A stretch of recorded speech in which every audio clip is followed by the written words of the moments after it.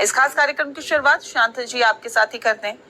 Sir, इसे किस तरह से देखते हैं और कितनी बड़ी चुनौती आप लोगों के सामने है? देखिए, अभी 2014 और 2019 वाली स्थिति नहीं है, अब बात एनडीए की है और उसमें वो दल शामिल है जो कुछ चीजों पर और कुछ मुद्दों पर, कुछ नीतियों पर विरोध कर सकते हैं। ऐसे में क्या वाकई लगता है कि चुनौती बड़ी है?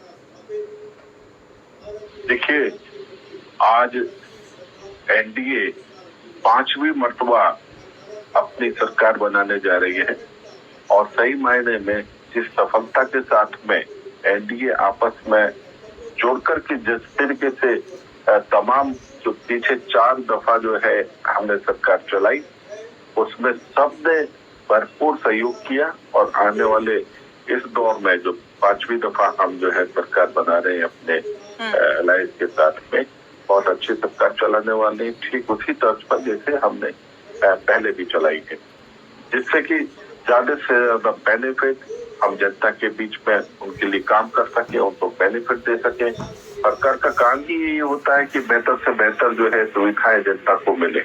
जनता ने बहुत अच्छा मैंडेट दिया, हम उसका सम्मान करते हैं और जिस तरीके से मोदी जी ने संसदीय बैठक में कहा कि हम जो परियोजनाएं जो पहले चल रही थी उसमें और इजाफा करेंगे और नई परियोजनाओं को जो हमारे मैनिफेस्टो में है उसको मिलकर के देश में उतारेंगे, अपने साथी मुल्कों के साथ में अपने और बेहतर सौहार्द और बेहतर काम खड़ा करेंगे। दुनिया में हम 5वीं आर्थिक स्थिति पर है, उसको 30वीं स्थिति पे लाना, उसके लिए हम लोगों ने भरपूर काम करना है, इंफ्रास्ट्रक्चर को एस्टेब्लिश करना है, डेवलप करना है।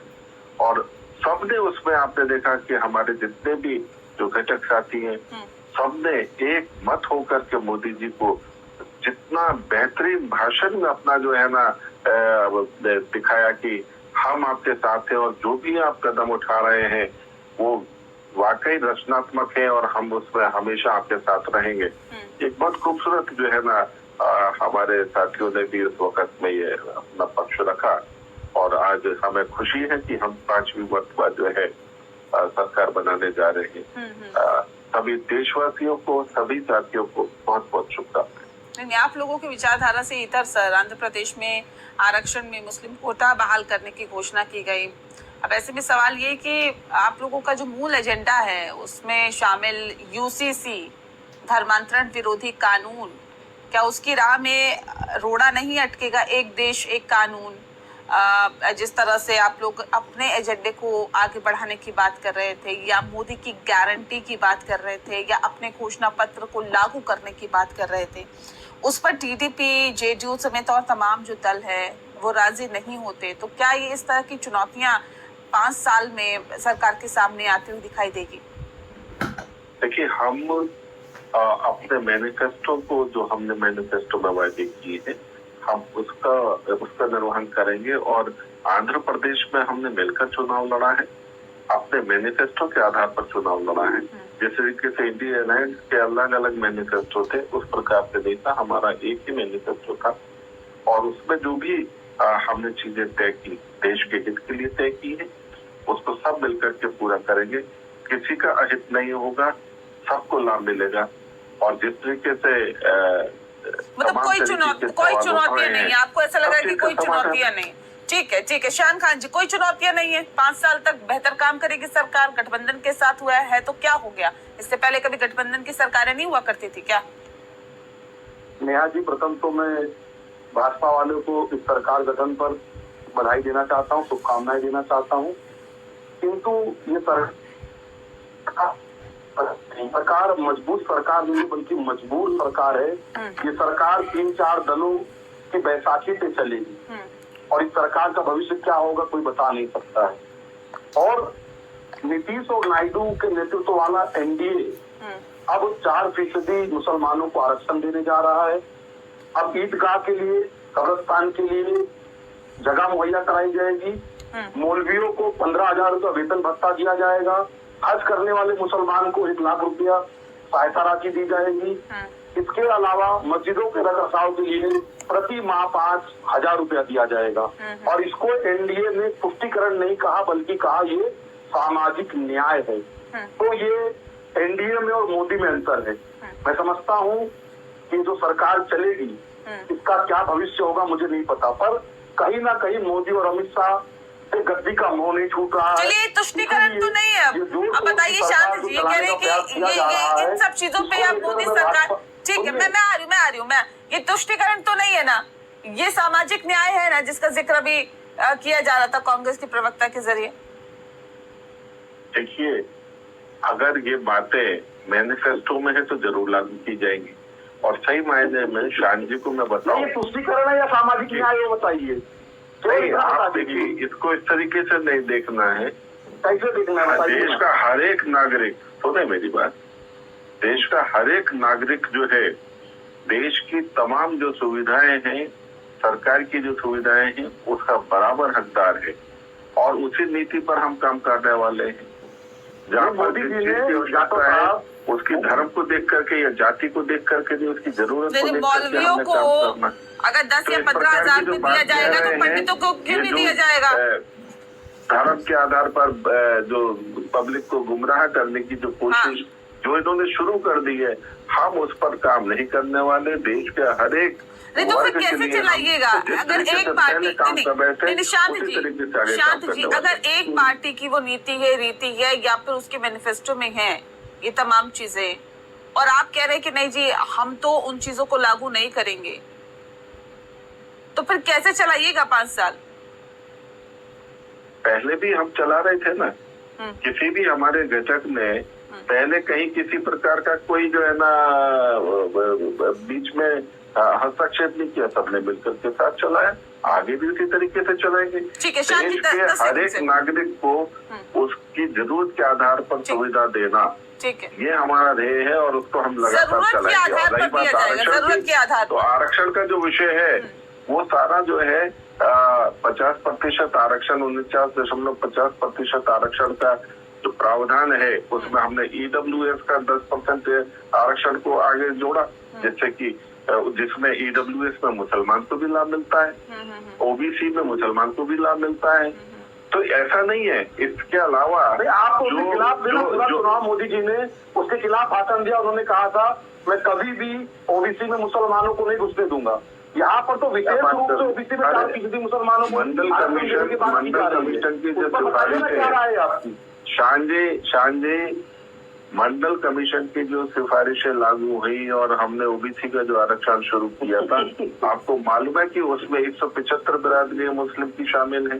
तो उसका विरोध तो मोदी जी कर रहे थे। मैं कहा कभी कोई विरोध नहीं किया, कभी कोई विरोध नहीं किया। अरे भैया उस वक्त तो हमारे समय में वो लागू हुई है। अब जो लोग गुमराह कर रहे हैं, अरे मदरसा बोर्ड का गठन हमने किया, कंप्यूटरकृत किया हमने भूपेंद्र जी, देखिए तो कह रहे कोई चुनौतियां नहीं है, 5 साल हम बेबाक तरीके से सरकार चलाएंगे। मैं आती हूँ शांत जी, बेहतर काम कौन कर सकता है? मैं आ रही हूँ, 1 सेकेंड। भूपेंद्र जी, ये तो कह रहे कोई चुनौतियां नहीं है, हम 5 साल बेबाकी से अभी काम करेंगे, जैसे कि अभी तक मोदी सरकार करती हुई आई है, NDA की सरकार करती हुई आई है। आने वाले वक्त में और हम उन चीजों को लागू करेंगे जो कि हमारे मैनिफेस्टो में है। लेकिन क्या इतना आसान है क्या सर? उतना आसान है क्या जितना 2014-2019 में हमने देखा? अब 2024 का जिक्र जब किया जाता है तो क्या उतना आसान होगा उन चीजों को लागू करना, उन नीतियों को, उन रीतियों को लागू करना, उन वायदों को लागू करना जो कि मोदी ने चुनाव से पहले किए थे? क्योंकि अब तो गठबंधन की सरकार है, हालात, समीकरण सब बदले हुए हैं। देखिए, इतना सरल तो नहीं है, लेकिन समन्वय बनाने की आवश्यकता है, और समन्वय बना के वो क्रियान्वय कर सकते हैं। अगर हम पुरानी पृष्ठभूमि में जाएं तो 2024 से जब लोकसभा चुनाव हो रहा था तो उसमें समय ये कयास लगा जा रहे थे पहले, उसके पहले कि अगर NDA को गठबंधन या BJP को कम सीटें उसमें बहुमत में नहीं आएगी तो BJP को अपना प्रधानमंत्री कैंडिडेट बदलना पड़ेगा। ये कयास लगाए गए थे मीडिया में और विपक्षी राजनीति पार्टियों में। लेकिन देखिए, आज 240 उनकी सीट आने के बाद भी उनके नेता चुने गए और सर्वसम्मति से मोदी जी को NDA के गठबंधन ने भी अपना नेता चुना। और समय समय परिस्थितियां बदल रही है। वो आए थे 7 तारीख तक, नीतीश कुमार जी की भाषा और उसमें कितना परिवर्तन आया।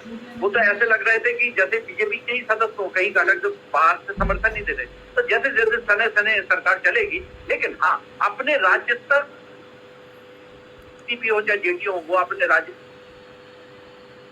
करेंगी, समझौते इसमें भागीदारी के कहीं से समझौता नहीं करेंगे जिससे बीजेपी से किन किन मुद्दों को लेकर मतभेद हो सकता है? देखिए मतभेद के कारण, देखिए वन नेशन वन इलेक्शन, ये इसमें तो जेडीयू तैयार थी। अब टीडीपी का जो भी उसमें हो। दूसरी बात यूसीसी वाला जो प्रकरण है उसमें महत्वपूर्ण है। दूसरी बात होने वाला है जिसमें महिलाओं की संख्या की भागीदारी होने वाली है। नए परिसर में लगभग दुगनी सीटों हो जाएंगे, दुगनी से थोड़ा बहुत कम हो जाएंगी महिलाओं को। उसमें समन्वय बनाने उसमें बहुत आवश्यकता है। और कुछ पहलू विदेश नीति के भी रहेंगे और वित्त मंत्रालय की भी कुछ भी चीजें रहेंगी। तो ये निश्चित रूप से है कि ये सारे विभाग, महत्वपूर्ण विभाग, भारतीय जनता पार्टी अपने वरिष्ठ नेताओं को देगी और उस तरह से वो, क्योंकि उनका मेन चीज है कि रोजगार क्रिएट करना है। तो रोजगार कैसे क्रिएट करेंगे? रोजगार करेंगे आधारभूत ढांचा को मजबूत करके भारत में। और जो उनकी पिछली सरकार का जो अनुभव देखा कि उन्होंने आधारभूत ढांचाओं से में निवेश किया और निवेश करने से उससे रोजगार सृजित हुए। और उनका कहना है कि उसी से रिफॉर्म होते व्यक्ति की आय बढ़ेगी और व्यक्ति को रोजगार मिलेगा। और इसके परिणाम वो आगे भी जारी रखेंगे, क्योंकि उनका पहले भी कहना था कि हम इकोनॉमी को तीसरे स्टेज पे लाना चाहते हैं। प्रति व्यक्ति, किसान, युवाओं, सारी चीजों की उनकी बात है। तो इससे में समन्वय बनाने में थोड़ी प्रयास करने पड़ेंगे, क्योंकि निर्णय अब एक तरफा नहीं ले पाएंगे। ठीक है, एक तरफा निर्णय नहीं हो पाएगा। जाहिर तौर पे अब सहमति से निर्णय होगा, सहमति से फैसले होंगे। लेकिन श्याम प्रकाश जी, सवाल इस बात को लेकर भी है कि देखिए वो हिंदू मुस्लिम, वो तुष्टीकरण, संपत्ति बंटवारा, मंगलसूत्र, वो तमाम मसले हमने देखे और सुने चुनाव प्रचार के दौरान। लेकिन अब जब 5 साल के लिए एनडीए की सरकार को एक बार फिर से बना दिया जनता ने, तो क्या वो मुद्दे जो होते हैं, चाहे बेरोजगारी, महंगाई, जो जनता के साथ जुड़े हुए मुद्दे हैं, अर्थव्यवस्था, उनको ज्यादा तवज्जो नहीं देनी चाहिए? क्या नहीं लगता आपको कि उन विषयों को ज्यादा गंभीरता के साथ अब सोचने की जरूरत है या उन पर काम करने की जरूरत है, बजाय हिंदू मुस्लिम या तुष्टीकरण एक्सेट्रा? देखिए, जिन बातों का आप जिक्र कर रही हैं वो बातें कांग्रेस की थी, कांग्रेस के विचार थे और हमने उसका विरोध किया। हम जो डेवलपमेंट, बेरोजगारी और महंगाई, इसके खिलाफ लगातार अनवरत लड़ रहे हैं। मैंने कई बार बताया है, आज फिर मैं बता रहा हूं कि 2014 में जब हमारी सरकार बनी, उस वक्त में employ provident fund 11 crore registered थे। और 2024 में जब हम चुनाव में उतरे, उस वक्त में एम्प्लॉय प्रोविडेंट फंड जो है उसकी रजिस्ट्रेशन की संख्या 27 करोड़ थी। यानी 16 करोड़ लोगों को हमने रोजगार दिए। उसके ईपीएफ का रिकॉर्ड बताता है। तो जिस तरीके से ये बात बोलते हैं ना 2 करोड़ रोजगार, तो आप ये लगाओ कि 2 करोड़ रोजगार के हिसाब से 16 करोड़ रोजगार 10 साल में, ये तो हमने वो दिए जिसका ईपीएफ रिकॉर्ड है। इसके अलावा तमाम स्टार्टअप शुरू हुए, तमाम जो है ना इंडस्ट्रीज, जो है ना इंफ्रास्ट्रक्चर एस्टेब्लिश हुआ, जिसमें तमाम तरीके से लोगों ने श्रमिक के रूप में, ठेकेदार के रूप में, कंट्रैक्टर के रूप में, सप्लायर के रूप में काम किया। इतना बड़ा पूरे देश के अंदर इंफ्रास्ट्रक्चर, वो कोई हवाई फायर नहीं था, वो सब लोगों ने मिलकर के बनाया है देश का इंफ्रास्ट्रक्चर। तो सबको रोजगार मिला है। और आप इस बात को कहें कि रोजगार, अच्छा ये पक्की बात है कि जैसे देश समय बढ़ता जाएगा रोजगार की व्यवस्था उसी हिसाब से बढ़ाई भी जाएगी। और बनाने के लिए जब तक आप इंफ्रास्ट्रक्चर को नहीं बढ़ाएंगे तब तक नहीं बनेगा। और दूसरा एक बात और सुन ले मेरी, अभी बात पूरी नहीं हुई है। दूसरी बात, आपने महंगाई दर की बात करी। आप सिंगल डिजिट में महंगाई दर देख रहे हैं। यूपीए के समय में तो हमेशा डबल डिजिट में जो है ना महंगाई की दर रही है। तो हम सिंगल डिजिट में महंगाई की दर देख रहे हैं। तो हम महंगाई पर भी अंकुश लगाए हुए हैं और हम जो है रोजगार के लिए तमाम तरीके के प्रयास करें जिसका लाभ युवा वर्ग को मिल रहा है। सरकार ने इस 10 साल में विकास के आयामों को छू लिया, बहुत अच्छा विकास कर लिया, बहुत बेहतर कर लिया। लेकिन उसके साथ साथ जो नारा आपने दिया था फिर तो 400 पार हो जाना चाहिए था, क्यों नहीं हुआ? या तो 300 पार नहीं हुआ? इस प्रकार के जो गारंटी कार्ड, झूठे गारंटी कार्ड लेकर के जो कांग्रेस ने दुष्प्रचार किया ना पब्लिक के बीच में कि 8,500 रुपए महीना तुम्हारे अकाउंट में खटाखट आएगा, इस प्रकार के दुष्प्रचार के कारण से जो है थोड़ा सा, नहीं तो हम हर एक स्टेट में जो है बहुत बढ़िया करा है। उड़ीसा में आप देख लो, हमने 21 में से 19 सीटें जीती है। हमें गुजरात, मध्य प्रदेश और तमाम उत्तराखंड, राजस्थान, सब जगह पर हम कितना सबसे ज्यादा सीटों वाले 80 सीटों वाले उत्तर प्रदेश में। ऐसा नहीं है कि जो है ना जनता ने हमें मैंडेट नहीं दिया, जनता ने हमें मैंडेट दिया है। अयोध्या राम के सहारे जब आप पूरे देश में अपनी नैया पार लगाने की कोशिश कर रहे थे, अयोध्या में का परिणाम है और हम जनता के मैंडेट का सम्मान करते हैं। अयोध्या की जनता जो है वो हर हालत में हमें अगली मर्तबा जो है बहुत अच्छे मत से जिताने वाली है। काशी की जनता और बढ़िया मतों से जिताएगी, सीतापुर की जनता भी हमें बहुत अच्छे मतों से जिताएगी। 1,52,000 रह गया वाराणसी का भी, तो वो कोई बात नहीं, हम अपना काम जारी रखेंगे और जनता अगर कहीं कोई गुमराह हो गई है, उन्होंने नहीं दिया हमें वोट, कोई फर्क नहीं पड़ता। हम जनता के साथ में पूरी तरीके से उसी शिद्दत के साथ काम करते रहेंगे।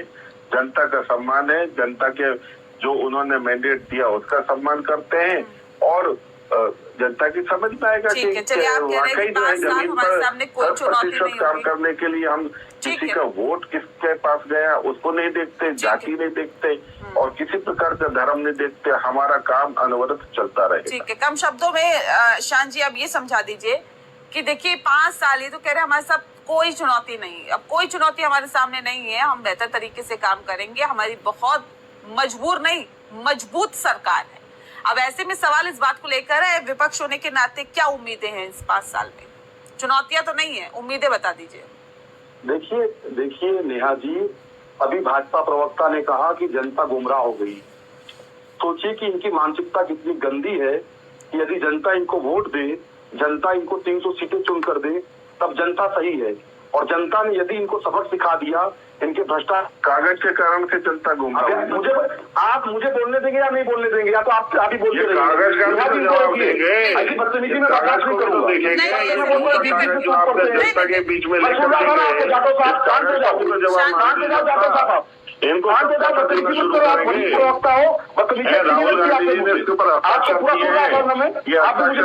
राहुल गांधी जी ने ये बताया कि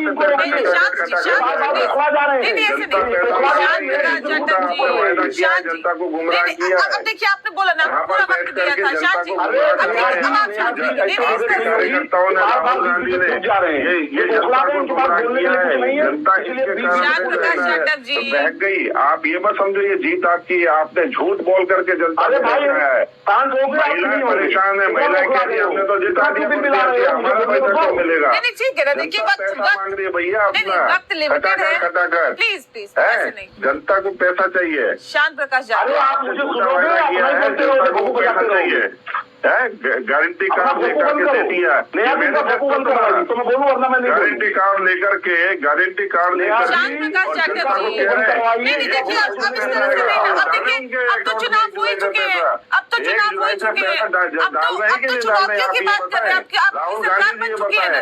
मल्लिकार्जुन खड़गे जी ये बात पता है। प्लीज इस तरह देश की जनता देखिए वक्त की कमी है, ये बिला गए हैं, इनको रोकिए, ये सुनना नहीं चाहते, बोलना चुके हैं। शान जी अपनी बात रखिए, 10 सेकंड आपकी झूठी बातें सुने, देश को गुमराह करने वाली बातें। आप ही तो सत्य बोलते हो पूरे देश में। आप गुमराह कर रहे हैं, ये प्रकार की बातें क्या करेंगे? कागज पे लिख करके गुमराह कर रहे हैं, ऐसे नहीं करिए ना। ये देखिए पैसा दे नहीं रहे, इनकी ठीक है, सुन लेते हैं, शान जी प्लीज आप तेलंगाना सरकार है वहाँ पर आप पैसा दे नहीं रहे। अरे शांत हो जाओ, तब बौखला अरे पैसा कहीं दे नहीं रहे हो, पैसा वहाँ परेशान कर रखा और यहाँ पे गारंटी कार्ड डिबेट करने का ना, सब अपनी अपनी बातों बोलेंगे तो इस तरह से नहीं होती है ना डिबेट। शान जी अब मैं आपको 10 सेकंड दे रही हूँ, जल्दी से अपनी बात रखिए। चलता है नेहा जी, ये बोल रहे थे मैं पूरा शांति धोखेबाजी है, सिर्फ धोखेबाजी कर रही है कांग्रेस, इसके अलावा कुछ नहीं कर रही है, धोखेबाजी से जीत गए हैं। नहीं ये तरीका नहीं, ऐसे नहीं चलेगा ना। इनकी बौखलाहट देख लीजिए, आपको कैसे सुना है चिल्ला रहे हैं। ना, आपको सुना है हमें कोई बौखलाहट नहीं है, झूठ आप बोले हैं, धोखा आपने दिया है जनता को। देख लीजिए कैसे बौखला रहे हैं। बोलूं मैं नया जी नहीं या बोलिए, नहीं 10 बोलूं? आप सेकंड, जैसे सिर्फ 10 बोलो। सेकंड, क्या प्लीज बोलेंगे? 10 सेकंड सुन झूठ लीजिए, बोलेंगे? सुनते हैं देखो, जान जी। देख लीजिए। देखिए नया जी, पहले तो ये है कि भाजपाइयों की मानसिकता कितनी गंदी है, इससे अनुमान लगाया जा आपकी सकता है कि मानसिकता उसको देख लिया, दुनिया ने भाजपा देख लिया, बोल रहे हैं कि जनता देश गुमराह देख हो रहा चुकी है।